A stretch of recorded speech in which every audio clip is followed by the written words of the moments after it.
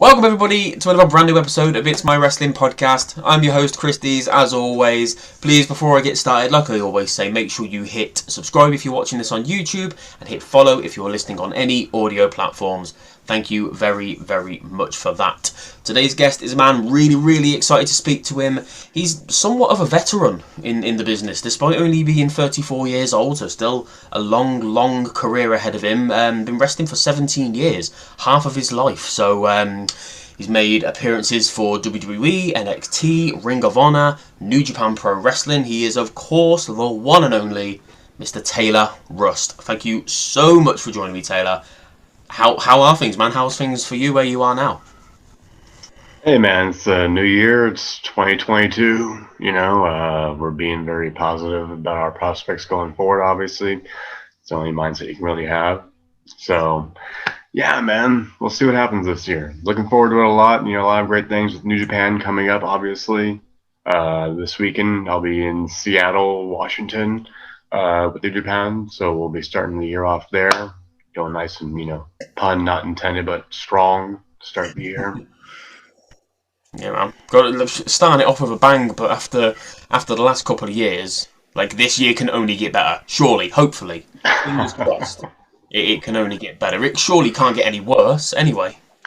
Hey, man, the world's got there's lots of paths in life, man. Like, we've all got different paths we take individually, and especially when it comes to, like, the unexpectedness that is COVID time pro wrestling. Yeah. Like, I've seen left and right bookings getting canceled, some of my own few bookings getting canceled, unfortunately, just because of, being in California, a lot of the COVID protocols are getting very strict again because of a lot of the new variants. So, it's a hard time for a lot of things, Independent wrestling is definitely not exempt from the world that's going on around us. Yeah, no, you're right.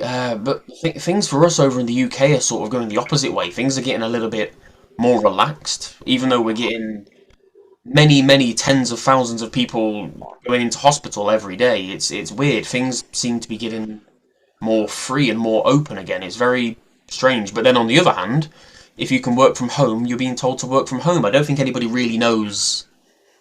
You know what I mean? Like the left hand doesn't know what the right hand's doing.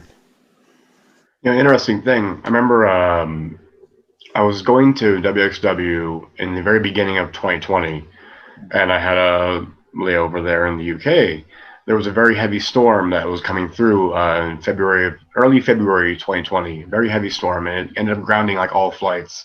And I was stuck in the UK for a few days, just waiting to go forward in Germany. And I remember seeing on the news there in London, where I was staying, they were talking about how there were 8 cases of COVID that were now found in the UK. 8. And my thought process was like, man, like that virus is actually kind of spreading, huh? I thought it was just in China, maybe a few in the United States. Now there's 8 of them in, the UK. Like, how big is this thing really going to get? And then like a month and a half later, the entire world shut down. Yeah, you're right. Like it really like crept out of nowhere. Didn't seem like a big deal. Everybody was like, it'll be gone in a few months. It's just like another flu or like another cold, and then just boom, out of nowhere, it just took over the world. I was on my honeymoon in Italy. As they got it, we were in Milan, and then up north. I'm not sure where in Italy, up north, but I think it might have been Rome. Like half of the country, up the top half, just completely shut down while we were in Italy, and we were like, shit, are we gonna be stuck overseas? Yeah, I was in Blackpool actually when everything started happening the weekend that everything started shutting down and the borders started closing. I was in Blackpool for PCW, and we went from there to Preston. And me and Daniel McCobb, we were both, obviously 2 American guys, or I'm American, he's Canadian, but we were both the foreigner guys, and we're like, man, like, we got to get out of here, like, to be able to go back home still, right? Like, what's going on? Like, I have to go back to Germany. My stuff's all over in that place. I'm not going back to the United States just yet. And I remember actually leaving from those bookings that last weekend there in the UK and going back to Germany on Sunday. And it was the next day, Monday, that the news came out that Germany had closed its borders. Nobody could get in that wasn't an actual, resident of the country. So that was like a shitting and B-side, I believe it was. And I was like, man, I slid right under that door to get back into there and get my stuff. Man, what a crazy couple of years. I never expected to live through anything like this in the rest of my life. But anyway, we spent the last 2 years constantly talking about COVID, so let's try and move on from COVID and talk wrestling.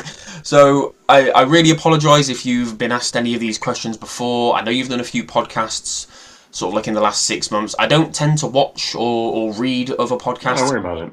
I like to just ask the questions that I want to know the answers to. So, as I'm sure you probably expected, I wanted to ask about NXT and your release from WWE. You're probably sick to death of talking about it, but it was your your release was one of the more surprising ones for me. I'll be honest, because I have long been a huge NXT fan, especially the black and gold. That era of NXT was incredible. My favourite period of wrestling, in all honesty, since the Attitude Era. And you were like a pretty pivotal, not mainstay, but you were used really well during your time in NXT. You were used regularly, lots of TV time. Alongside Timothy Thatcher at first, and then a key member of Diamond Mine. And I was really excited for Diamond Mine. It seemed like it was going to be a really big deal and used a lot going forward. And then just boom, you just seemed to be gone like a couple of months into Diamond Mine. So like, I'm pretty sure I know what the answer is going to be, but was that as shocking for you as it was for me, especially when you, in hindsight, look and see that the group is still going quite strong now? Yeah, I mean, of course it was a big shock. Everything we're getting told at that point was nothing but extremely positive, insights from anybody that's running NXT. It was all very positive feedback from everybody, man. How much they really enjoyed the work I was doing, how much they enjoyed the work that me and Roddy were doing as a team there. Malcolm's obviously an incredible mouthpiece. Hideki was this, new force to be reckoned with. It was really a positive, hugely positive thing with all of them. And I remember I worked a lot with Finley at the time, as far as like agenting matches. And he was always very hands-on with the Diamond Mine stuff that we were doing to try and give it more of that realistic touch, because Finley, as you know, is incredible at that. And he was always telling me that, hey, this is some of the best work I think I've seen you do here, just so you know. I'm like, man, like, if Fitz give me this kind of critiques, like, this means something a lot to me, man. This means I'm doing the right thing. We're on the right path. And then, 2 weeks later, I get the phone call that I'm released. And I'm like, okay, well, that's unexpected. Yeah, really strange. Like, what, were you given much of a reason, or was it just the old budget cuts thing? Because that makes so little sense when they've then gone and added 4 new members to the group. I mean, those guys were already in developmental, and there was an idea of actually having them always there before even I left. There was little talks like things they could do, expansions, how they could move the group, how they could expand the group. I know they wanted to start it off as being a very strong contender for a serious wrestler group, but they needed guys that were looked at as serious wrestlers to make that image. And that's where you had Roderick Strong, myself, and Hideki Suzuki, 3 guys that are looked at as, hey, these guys are just technical, hard-hitting wrestlers when they're in the ring. So we put them together. This is going to give it that image, and then that's going to set Diamond Mine the right tone going forward, I believe. And I did, but the Casper brothers, I believe, the Creed brothers, absolutely insanely phenomenal athletes. Ivy Nile, she's an absolutely insanely phenomenal athlete. So they're doing incredible things still, honestly. And I've talked with them since, and I've told them, hey, man, you guys make stars of yourself. Go out there and be stars. Do everything you can do. You just take this time that they're giving you and take it to the moon, man. They can do it. They really can. And I think that they have all the talent in the world, and that they'll be able to. Diamond Mine's going a different direction right now, and it's an incredible one still, nonetheless, I think. Yeah, man, absolutely. And it's really refreshing, because I've spoken to a few former NXT stars, former WWE wrestlers, and it's really refreshing to hear you talk about the advice that you gave to those guys. There doesn't seem to be any bitterness. There doesn't seem to be any regret. You don't seem to be angry. And obviously, we see, especially in the you know, the social media, internet wrestling community. You see so many ex-employees go out and just go on the offensive, but it's really really refreshing to see you. You know, you seem to not hold any resentment, I guess is the best word. No, no resentments at all, man. I had a great time. And I mean, even before then, everything I was doing, I was very, very fortunate teaming up with Malcolm. He was an incredible mouthpiece. You know, Malcolm's a gigantic personality, you know, and me and him had so much fun together, man. Honestly, like, from the time I got there, Shawn Michaels took a shine to me, like, right away. And it was just, you have this vision of what, you know, life could be like if you're ever a WWE superstar, and you work really, really hard to get there, and then you get there and say, okay, now, like, this can go one of a million ways. We'll see what happens. And the way it went for me, honestly, I couldn't have asked for anything more. It was, they took a shine to me. They used me right away. I didn't have to wait around for TV use. Like, Yeah. I got put to TV right away.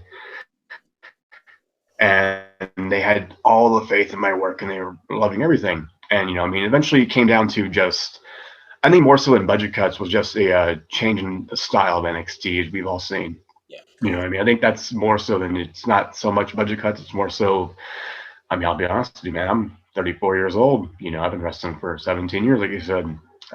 It sounds great as far as a guy with a lot of experience, but the image of NXT they want is not that right now. The image of NXT that they want is the next generation of young people to come in, to mold, and to be the next, you know, veterans in maybe like 10 more years. And I'm unfortunately not a part of that group. So they've kind of just changed the vibe, I think, of what they were really wanting. One hand wanted the black and gold brand, and one hand wanted NXT 2.0. And I think in the end, the one that wanted NXT 2.0 is the one that kind of won, and that's where we are now. Have you checked out much of 2.0 at all? Like, what do you think of the way that they've gone? Are you enjoying the change of direction? There's a few people on there that I'm really close friends with, and I'm absolutely loving seeing how much they're being used right now. Like Joe Gacy, for example. Yes. Me and Joe Gacy got signed at the exact same time, but he sat around, you know, just not doing TV things. And I would always talk like, man, like, when are they going to put you on? What are they doing? What's happening? Because Joe is a phenomenal guy, man. He's been doing wrestling for a long time, and he's earned his stripes, and he deserves the moon too. But he's had to wait for a long time when we were there, and it wasn't until after I was gone that he finally started getting that TV time realistically, like, for himself. And because of the change that they did in NXT 2.0, they gave him more of a stage and more of a mouthpiece and more, hey, here's the ball, see if you can run with it. And Joe's done amazing things. And so now seeing Joe Gacy being a big flavor on NXT 2.0, man, like, that really brightens me up. Yeah, he really is. He's awesome. I love the character. I like how relatable it is. And what I really like about his character is, like, all he's doing is telling the truth, and that's pissing a lot of people off, and people are trying to get him cancelled. But the fact that they're trying to do that means that his character is working, isn't it? He's very, very good. I think he is main roster bound one day. So Oh, yeah. it's a great character. It could really work. So some of those guys that I've spoken to in the past who were released, they said that just after they released, like within a few days or a couple of weeks, they were receiving phone calls from people within the company who were surprised. People like Shawn Michaels and Triple H who were really surprised or annoyed that they were released. Did you get anybody reaching out to you to sort of like just offer you their condolences or anything like that? Yeah, I mean, of course, you know, you work hand in hand with everybody there, like, on a daily basis. So it becomes a very tight-knit community right away as when you get signed. And when you go there, you know, down to the performance center, it's very, very tight-knit because you're literally seeing these people like Monday through Friday, and you are dealing with the WWE at this point, man. This is one of the biggest stages in all professional wrestling, consistently week after week. So you get a close bond. And, you know, yeah, a lot of the coaches I'd worked with, and, you know, the producers, you know, they reached out. I've talked to a few of them since as well, you know, like with them getting released, unfortunately. Remember when Scotty Too Hotty had left WWE recently, me and him had a nice little conversation because he was my first coach. I went in there and we never really met beforehand. And we clicked really well, bonded really well. And he was the one that went to bat for me at first. I think he told me that Shawn Michaels approached him and was just like, hey, Scotty, let me ask you about one of the students you have, you know, Russ my real name is Russ. Russ. How is he? I'm interested in this guy. I like his look. I've seen some of his stuff, but how is he? In training. What do you think of him? And he told him, like this guy is ready for anything you guys are gonna give him. Like he's beyond ready for it. And he's like, okay. And that was Scotty was the one that gave me that final seal of approval for Sean to, hey man, we're gonna start putting you on TV right away.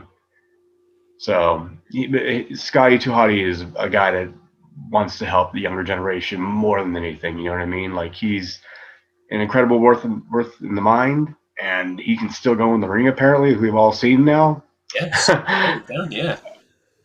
But a lot of guys like him there. You know what I mean? Steve Carino was another one that was very, very helpful. Finley, those are like I spent a lot of time with those guys. I mean, even as far as like Ace Steel, who unfortunately recently got cut as well. Yeah. He was Chris Guy is his name, and Chris, man, he was Coach Guy was like he's really, really good as far as like helping teach like the aggressiveness of wrestling. The intensity you want, the controlled intensity for it. So just honestly, world renowned coaches that they have there, and you really get a close bond with these people, and in itself is such a unique experience. You know what I mean? I'll probably be asking questions about it the rest of my life because of it, I think. I'm really happy to see Scotty Tuhati back in a ring. Like you said, he had the match against Joey Janela in GCW, and he looked brilliant. Like he looked like he'd never stepped away from the ring. And I feel like a bit of an idiot because I didn't even know he was an NXT coach until he was released. I was like, Scott Garland, like I'm sure I know that name, and I was like, oh my god, like I had no idea because he's one of those guys who he strikes me as. He just wants to help and he doesn't want any of the glory himself. He doesn't want to be known. You know what I mean? Like, sort of goes under the radar and just wants to be a mentor. Yeah, that's a lot of the coaches there. And I would say it's probably most of the coaches that they have there actually. Yes, they're extremely talented, but the reason they're there is because they're not there for their selfish reasons. They're there because, hey, man, they want to help the next generation. Yeah. Brian Kendrick's not one of those guys. Incredible coach, incredible mind, can still go in the ring, but he'd rather just help the next generation get along and, come into their own. Yeah, absolutely. You want to give back to the business that's given them so much, I guess. Yeah. It's really, really nice to hear, man. Another person I wanted to speak about in NXT as well, Timothy Thatcher. We mentioned his name a few minutes ago. Like you've known Thatcher for a long time, haven't you? You've wrestled together for many years. I knew Tim when he first started breaking into the business. Yeah. Because we were both from California, so, we met on the local independent scene out here. Yeah, and then he's been released as well now, literally like in the last, it was about 4 or 5 days ago, I think he was, at the time of recording this. I really don't understand what's going on there in NXT. I know that there's obviously the whole 2.0 thing, but there are so many talented guys being released who it feels like could still give something more when there are so many young guys coming through, like a Bron Breakker. Yes, he's amazing, and I'm sure he's going to be the future of the company, but a Thatcher or somebody like yourself to be there to help guide these guys through and train these guys, like have you spoken to Timothy? I assume you've spoken to him since he was released. Yeah, me and Tim are we're friends, and we'll talk from time to time. So obviously, when I got released, he was one of the first people to hit me up, just, hey, I'm very sorry, friend. We always had one joke when we were in Florida. We would do a couple hikes, around the area. From California, there's a lot of hiking in California. And if you know this, but Florida is probably the flattest state in all of the United States. So there's absolutely no hiking in Florida. There is swamp walking. You can walk around a swamp in a circle. That's what you do. It's pretty dull. Anyhow, so we did that a couple times, and I was like, man, this sucks. Like, this sucks. So he said, whenever I got released, he was like, hey, friend, I'm really sorry. Maybe now you can go find a few better hikes to do at least. Yeah, look on the bright side. Yeah. So I told him after he did saying, unfortunately now, I was like, hey, man, I'm real sorry, man. But if you come back to California, let me know. We'll go find a mountain sometime. Awesome. Sounds brilliant. It's nice. I really like hearing stories like that. I like to hear about like friends in the business because it seems like such a every man for himself sort of industry, so it's nice to hear when people are there like looking out for each other. The last thing I wanted to ask about WWE, because like I said, you must get asked about this stuff so much. The last thing I wanted to ask was you've made appearances for WWE dating back to like 2007 was it, or 2008? So 13, nearly 14 years. SmackDown, ECW, Raw, commercials. You had tryouts. You were at camps, all that kind of stuff. The "Don't try this at home" commercials. How do those opportunities come about for an indie wrestler? That's just something that I've always been really keen to learn. Like, do you just have to be in the right place at the right time, or is it when they come into your town that you're in? Yeah, it's basically when they come into your town. Originally, it was always like the right person who they would usually say, "Hey, we're coming into this area," and they know the drill. If there's anyone that they would suggest WWE taking a look at, or they think won't make them even look bad, that they just say, "Yeah, if you need an extra person on hand, I suggest this guy, this guy, this guy." And they'll usually, as they go to each town, they kind of have a routine set of people they'll work with in each area. So once you get in the first time, as long as you do well, usually you kind of get like next time when they come around back again, like, they came, I think the first time was like, I want to say it was like October or something like that, or September or August, something like that, I remember. And then like they came back around like 3 months later, and I got a second call, and I was like, oh, okay. So obviously, yeah, it was like when I did a Big Show match, me and Joey Ryan and Matt Jackson all wrestled the Big Show. And then they came around again like 3 months later, and we were all druids for the Undertaker at this point now. And then they came around again like 4 or 5 months later, and I did a match against like Kozlov on ECW. And it was like, oh, hey, like they just, you're just getting those calls, those routine calls. I remember. And then like the commercials, the same thing. Like that was sort of random. I remember just being in the gym one day working out, and I got a text from one of my buddies and was like, hey man, just so you know, I got a call from WWE for a commercial, and they asked me who else would be in the area would be good, and they gave me your name, because you have a look that they're probably going to want. And I was, I think I was like 23 at the time.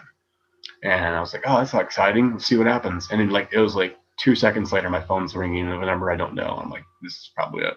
And sure enough, they were.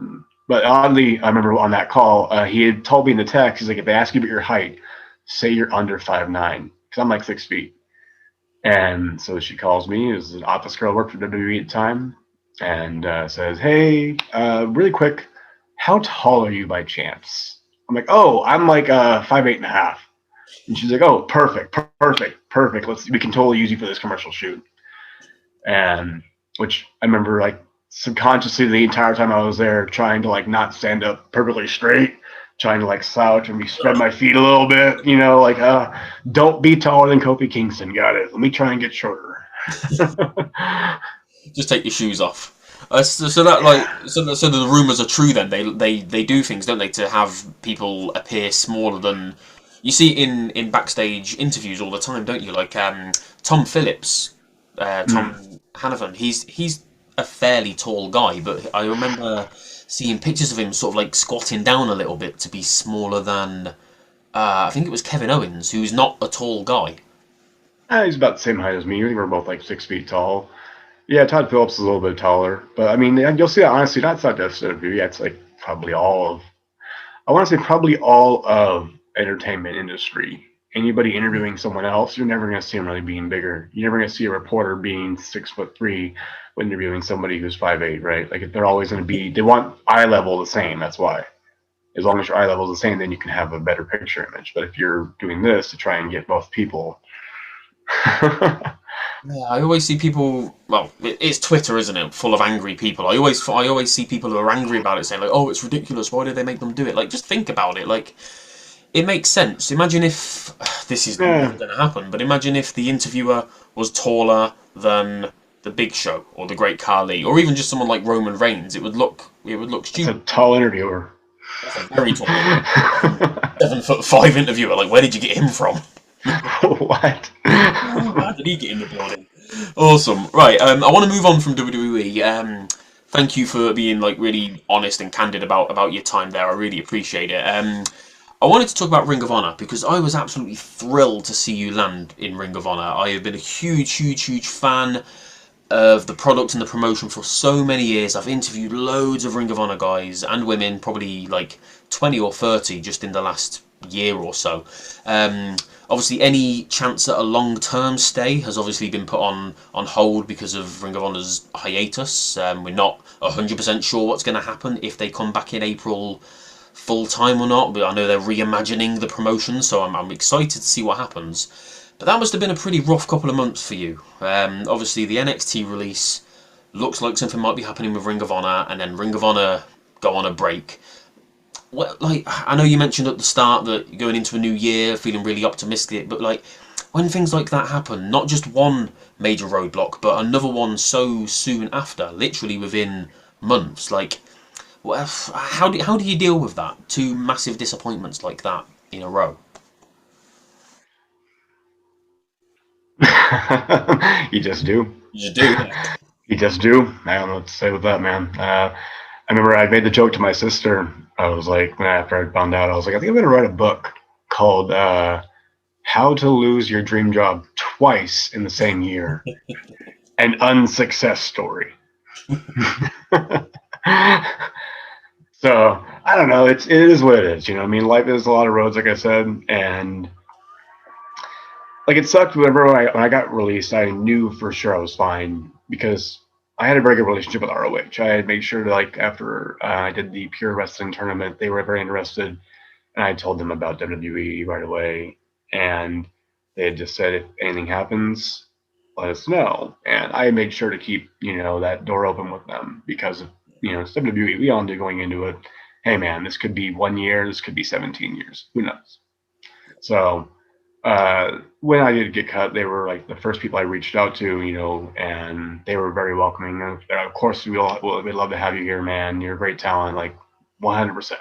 Like and then obviously it was followed up with, you know, we can't talk long-term stuff just yet. We have to wait until January, but in January we can talk that with you. And I was like, perfect. I had no issues, no qualms. You know, I was fine with it.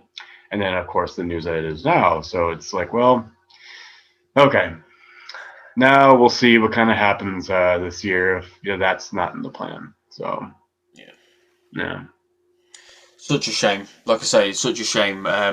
What they did during the pandemic, the way they supported their superstars, their talent, their staff was incredible. Like I can't imagine any other promotion would have done that. The way that Ring of Honor really just came through for everybody. It's such a shame to see, but on the bright side, at least during your dealings with Ring of Honor, you got to compete at Death Before Dishonor against Jake Atlas.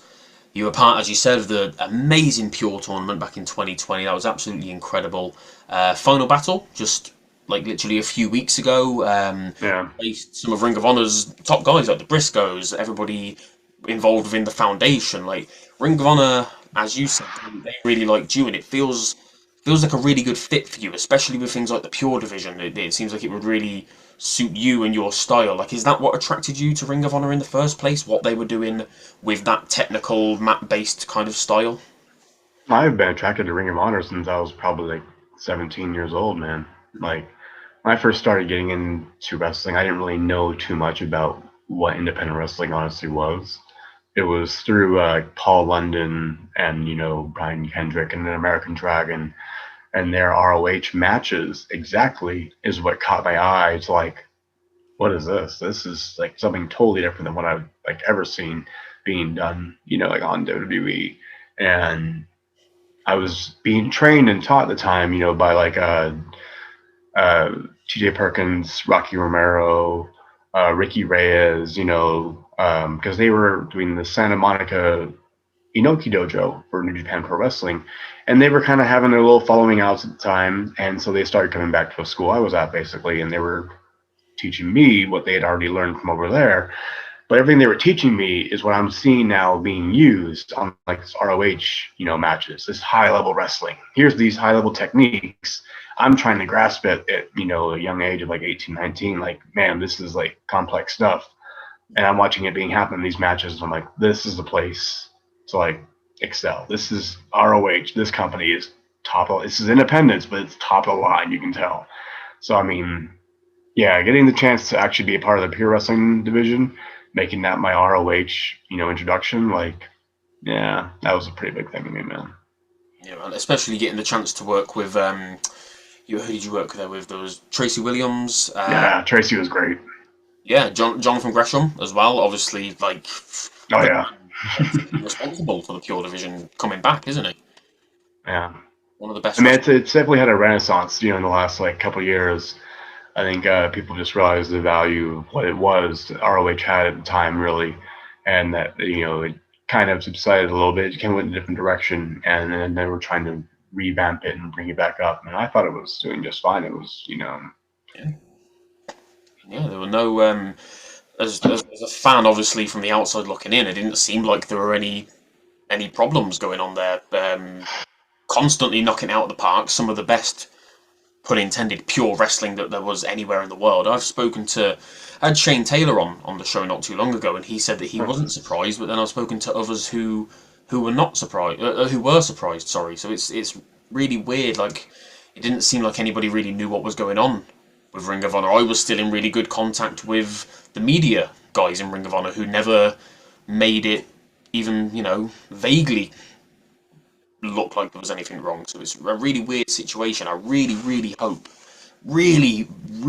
that they come back in April. It'd be amazing to see them return. What was it like to be a part of a Final Battle? Because obviously that was a big deal. It was, as far as a lot of fans knew, that could be the last time we see anybody. It was a pretty emotional night.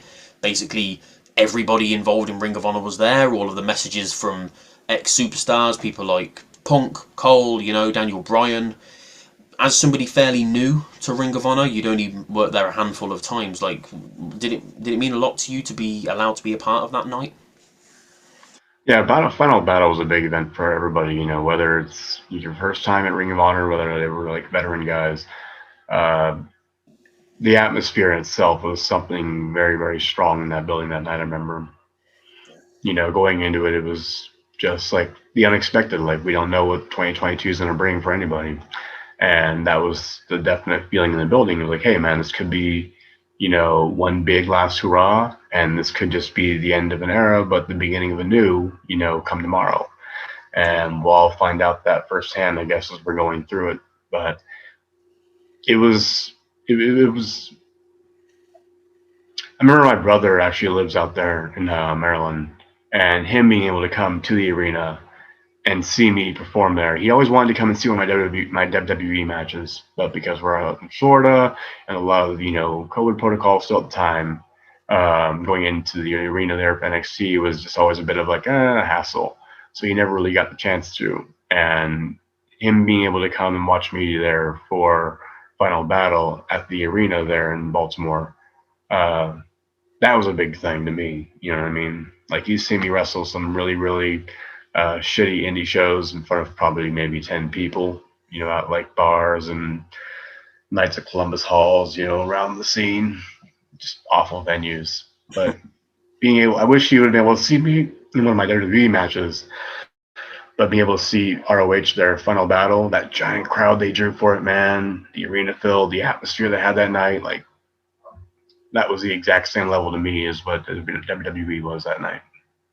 Absolutely, yeah. That's why I really hope to see it come back. But it almost felt like a shame because, as great as that show was, I wish that they had that sort of atmosphere and reaction and fan support for every Ring of Honor show. Because then they might have not found themselves in the situation that they're in.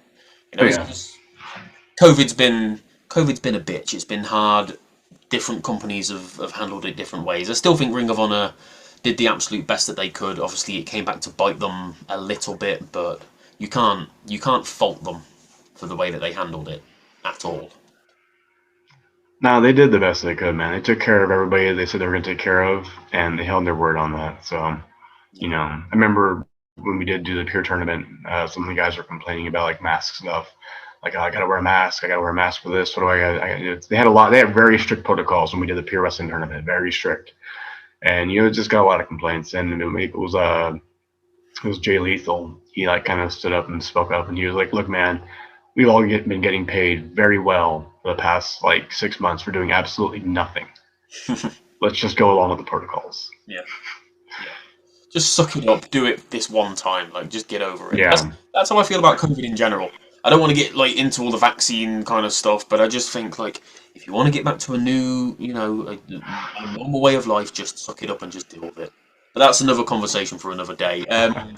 New Japan. I wanted to ask about New Japan, and I'll be completely honest. I think anybody who watches this show will know as well. And I'm not massively into New Japan. If I hear something really cool's going on over there, I will make sure to go out of my way to check it out. But being in the UK, I think it starts at like 3 or 4 a.m. So it's quite difficult to fit it into my schedule. There's already so much wrestling out there, but I know how amazing New Japan is. Whenever I watch it, it's incredible. You've obviously done some work with New Japan, like you alluded to before, with Strong.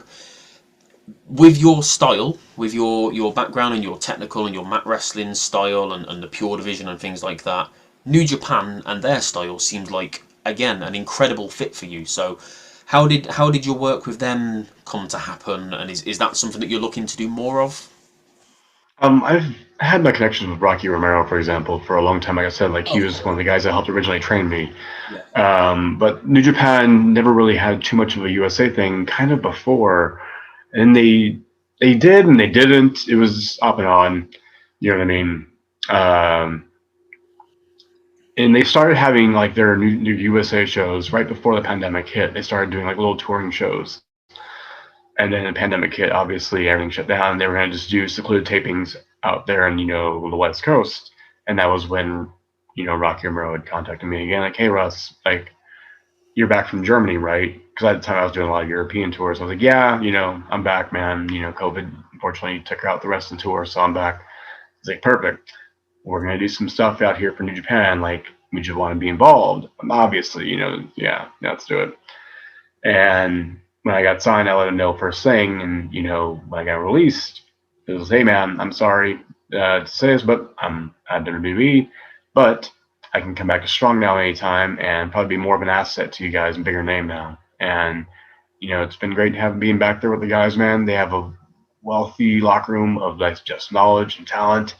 It's honestly, it's like a top tier locker room, man. Like being there in New Japan, these guys, New Japan Strong, the New Japan Strong locker room is like one of the best locker rooms to be around, man.